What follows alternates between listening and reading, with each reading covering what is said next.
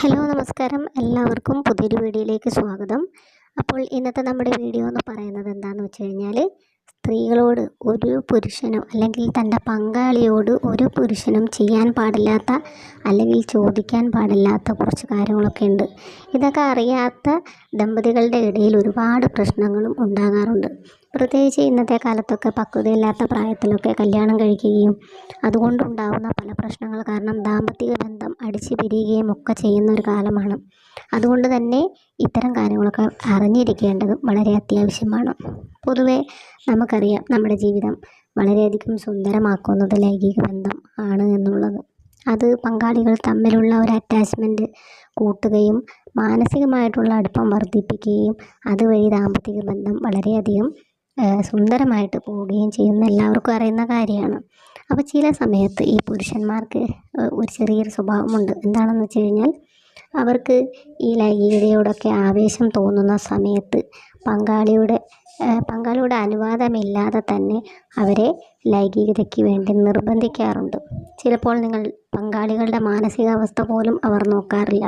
ചിലപ്പോൾ പങ്കാളി എന്തെങ്കിലും അസുഖമായിട്ട് ടയേർഡായിരിക്കുന്ന അവസ്ഥയിലായിരിക്കാം അവരെ ഈ ലൈംഗികതയ്ക്ക് വേണ്ടിയിട്ട് അല്ലെങ്കിൽ ബന്ധപ്പെടാനൊക്കെ വേണ്ടിയിട്ട് നിർബന്ധിക്കുന്നുണ്ടാവുക. അപ്പോൾ അങ്ങനെ അവർക്ക് താല്പര്യമില്ലാത്ത സമയത്ത് അവരെ നിർബന്ധിച്ചു കൊണ്ട് ഇങ്ങനെ ലൈംഗികതയിലേക്ക് കടക്കുമ്പോൾ നിങ്ങളൊരു കാര്യം മനസ്സിലാക്കണം. അങ്ങനെ ചെയ്യുന്ന ബന്ധങ്ങളിൽ കൂടുതൽ വിള്ളൽ ഉണ്ടാകാനുള്ള ചാൻസ് വളരെയധികം കൂടുതലാണ്. കാരണം പരസ്പരമുള്ള പങ്കാളികളുടെ ഇഷ്ടത്തോടെയുള്ള ലൈംഗിക ബന്ധമാണ് എപ്പോഴും സുരക്ഷിതമായിട്ടുള്ളത്. അല്ലാതെ ഒരു പങ്കാളിയുടെ ഇഷ്ടക്കുറവ് അല്ലെങ്കിൽ അവരുടെ ഇഷ്ടമില്ലായ്മയിൽ നിന്നും നിങ്ങൾ ലൈംഗികത ആസ്വദിക്കുമ്പോൾ ഒരാൾ മാത്രം സന്തോഷിക്കുകയും മറ്റേ ആൾക്ക് ഒരു സന്തോഷം ലഭിക്കാതെ ഇരിക്കുകയും ചെയ്യും.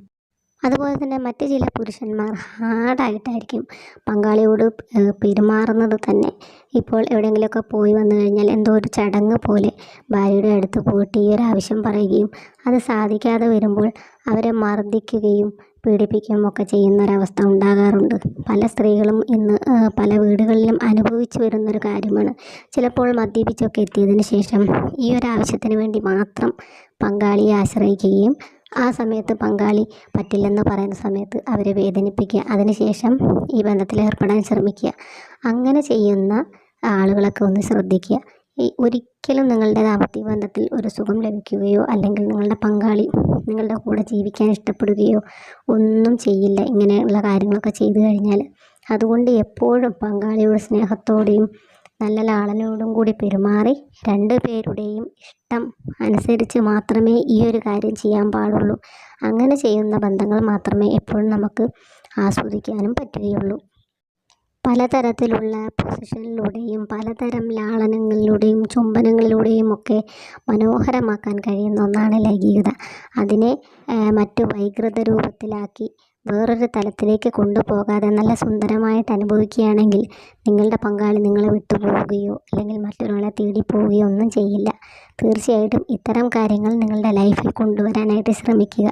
എപ്പോഴും ലൈഫ് അടിച്ച് പൊളിച്ച് ജീവിക്കാനായിട്ട് പറ്റും. തീർച്ചയായിട്ടും ഈ ഒരു മെസ്സേജ് നിങ്ങൾക്ക് ഉപകരിക്കപ്പെട്ടു എന്ന് വിചാരിക്കുന്നു. വീണ്ടും അടുത്ത നല്ലൊരു വീഡിയോ ആയിട്ട് കാണാം. ഓക്കേ.